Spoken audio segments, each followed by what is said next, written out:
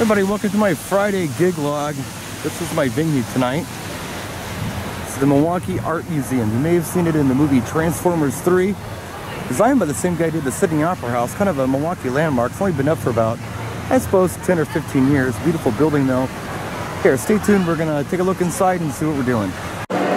Okay, I'm set up for a ceremony, just mic. The glow totems aren't on yet, our PA's up. Here's our room, folks.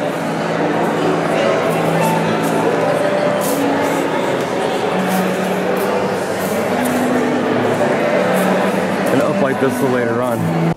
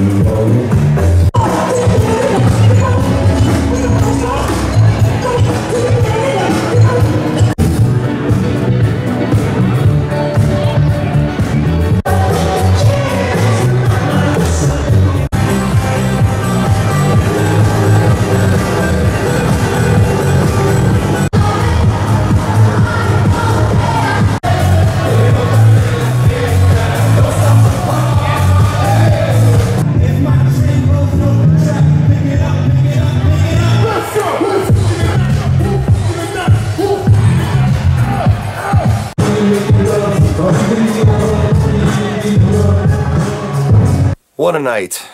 Dancing, Dave, I tell you what, one of the nicest guys you ever want to meet. Tons of energy, loads of help. The guy is just an animal when it comes to breakdown. Good guy. Thank you, David, once again for coming along. Really appreciate it. You're welcome anytime.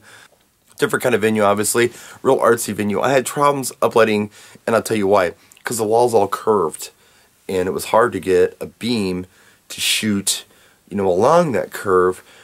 I could do a lot of things if I had room to space lights, but as you know, when you're doing a gig where you've got tables and dancers and people walking around, your lights need to be relatively tight against the wall. Well, to make those curves, you almost need multiple lights and kind of, either spaced out or kind of, away from the wall to make that angle. Very difficult, but I think I did the best I could with it. I wanted it to be a little more awesome than it was, but the client was happy. Hard to uplight early too because it was bright in the room. What else can I say about this gig? Okay, basically what it was, we had to come in and get that PA up so they could do the ceremony. And then there was a 1-hour turnover where they took all the chairs out, they set all the tables up, and then we actually did the uplighting. And so, it was almost like two setups. And we actually had to move the setup just because where we were, we needed to scoot over a little bit. Closer to that window area where you saw Lake Michigan in the background. So we did move the setup a little bit, but it was all on scrim and the floor was marble, so it just kind of slid real nice. It was almost like it was on coasters or something. Just had to do a little bit of cabling. Glow totems, awesome. Easy setup, easy breakdown. David did it himself. I was doing something else. I turned around, he had them all broken down in the bag, and he loves them. He wants to set. A lot of criticism on putting moving heads on top of those. Some people have said, or, a couple people have said, oh, that's dangerous.